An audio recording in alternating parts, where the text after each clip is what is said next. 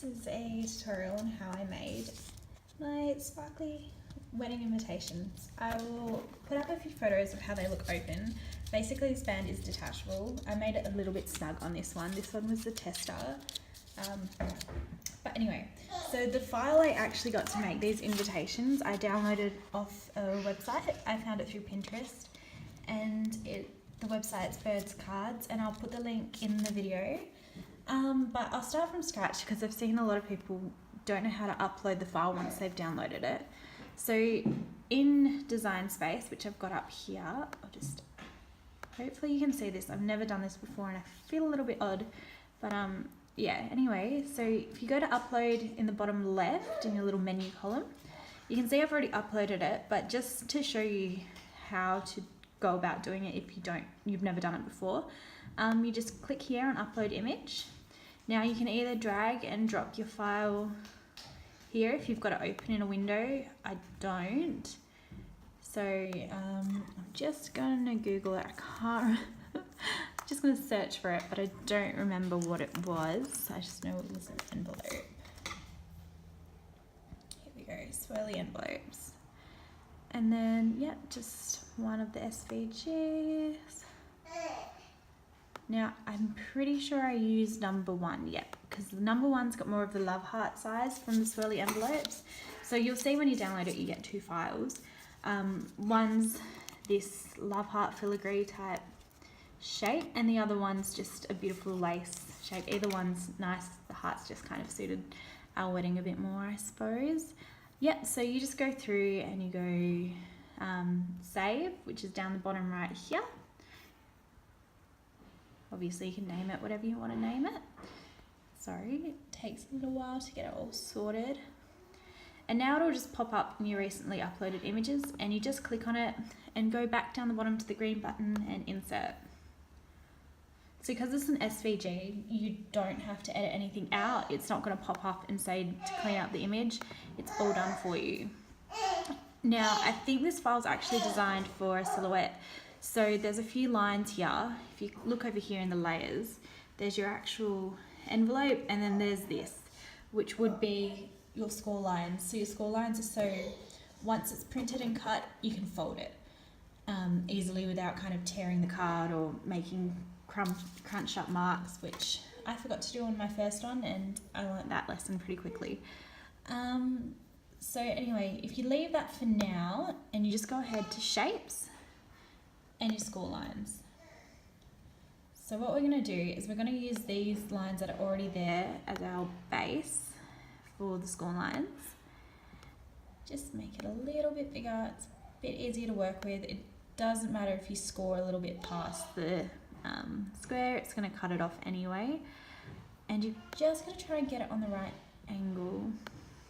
Sorry, you can probably hear my toddler running around chatting. Yeah, so if you get it as close as you can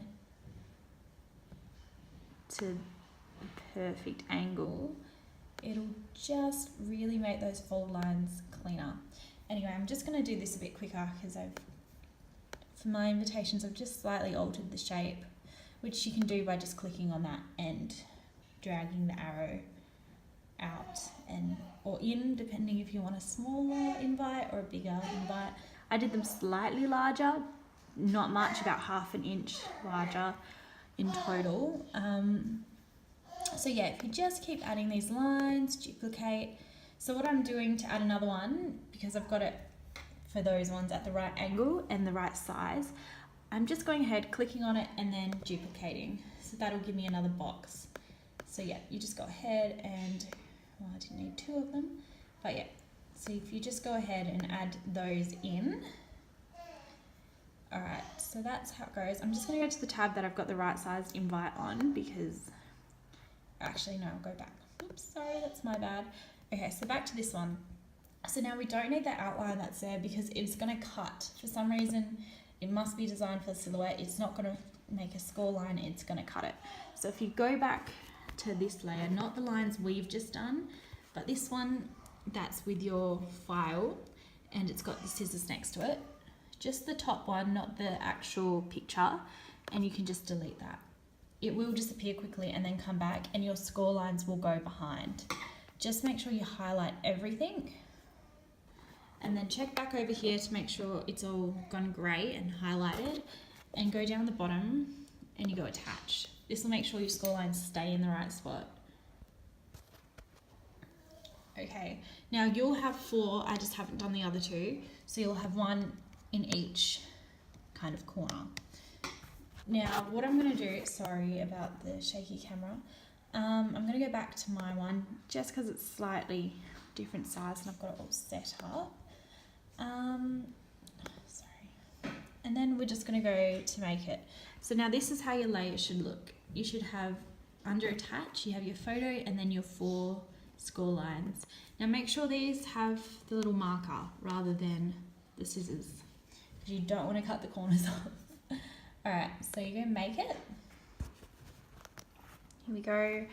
Yep, that's all good. Score, cut. You don't need to mirror it. And then you can just go continue. Now for this I used 250 GSM cardstock. This is from our local craft shop here in Perth, Spotlight. Yeah, and it's basically it for the base. I have my material on cardstock plus. I just find it cut a lot easier, and I also use the light grip mat. I found the standard stuck too much, but mine are brand new. I've literally only had the Cricut for a day, so yes, my mats aren't worn in properly. So now for this, for the band, this I just quickly designed myself.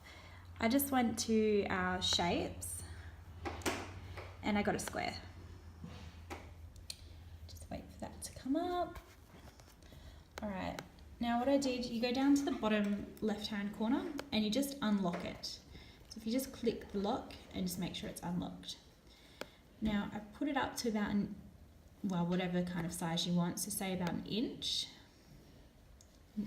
wide, like an inch thick, and then 12 inches, or just under 12 inches because I'm cutting on a 12-inch mat long.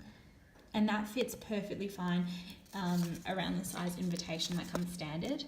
Yeah, it actually has a little bit of room to spare, but I will give you one tip when you are doing it up around it to hold your envelope together or your invitation together. Don't do it too tight. Yeah, I had that problem and that was not fun.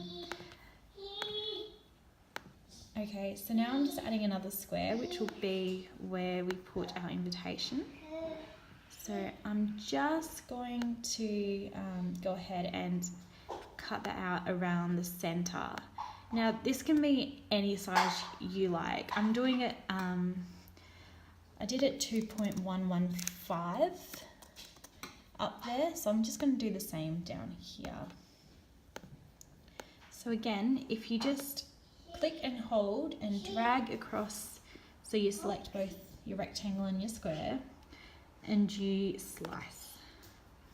So then it looks like this. So now what you do is you just drag out these bits and you can delete them all. Now I don't know if I'm doing this the easiest way. This is just the way I've done it. Now I have to insert another square. Like I've said, I've only had my Cricut for a day, so I've watched a few tutorials on YouTube leading up to actually getting it, but I haven't done anything with it myself.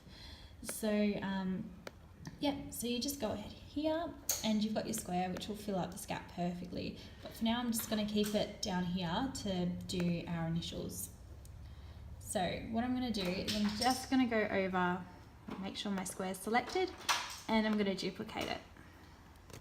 Again, this comes down to personal preference, to how wide you want your borders around your square. I'm going to stick to about that, so that looks good to me.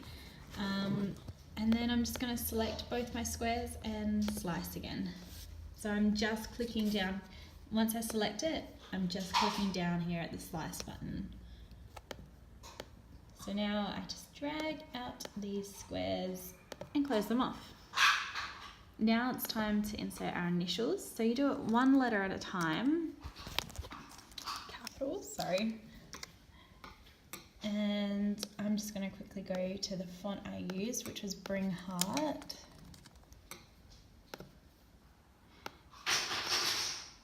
And now I just kind of, just duplicated the letter so I didn't have to worry about actually paying attention to the size. But I made the and actually quite a bit smaller. I wasn't a fan of having the and as big as our letters. This may take a bit of fiddling and, you know, getting it to the size and shape you like. But once you do that, it's actually quite easy. So if you get your letters in, just like that, make sure now when you got your letters that the letters overlap with the square and each letter is touching. That'll make sure it's not going to cut separately and they're all joined when you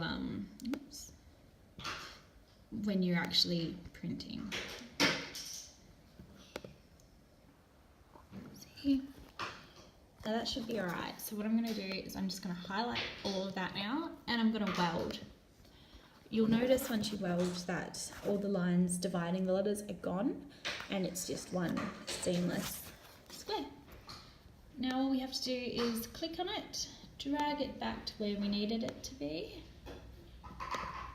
Make sure that the rectangle on both sides is connecting and weld that again. So I've just selected it, going back down here to weld, and there you go.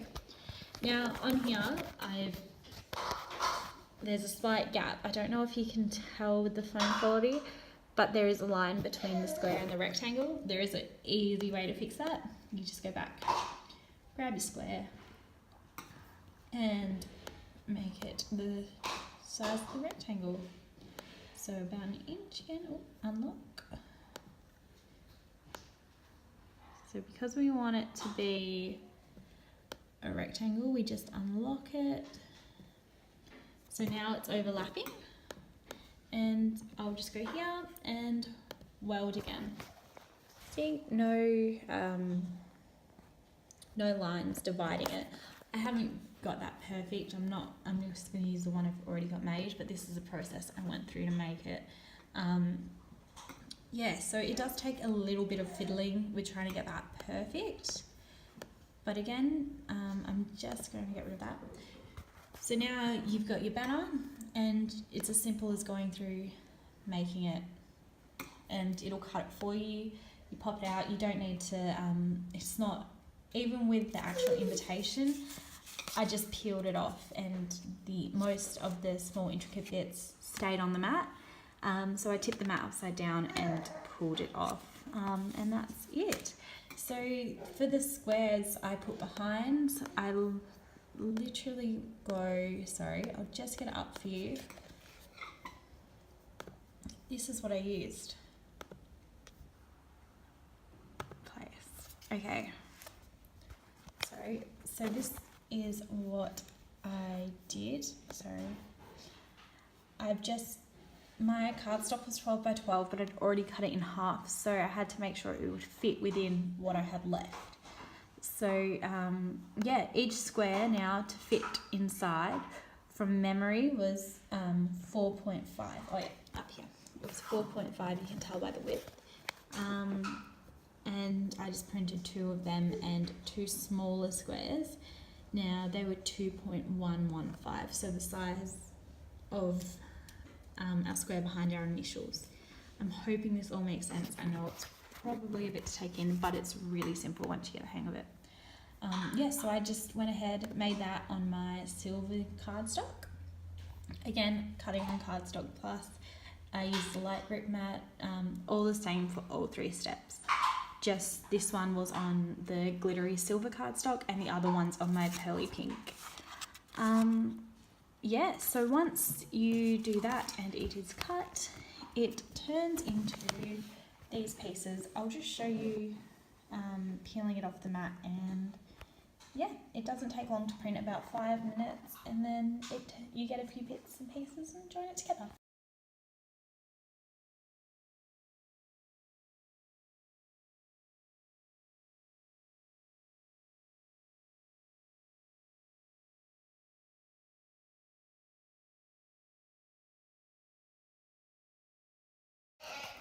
Okay, so we're done. That probably took a good 5 minutes.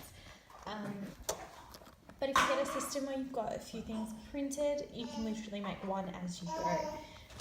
So now what I do is I just flip my mat over upside down.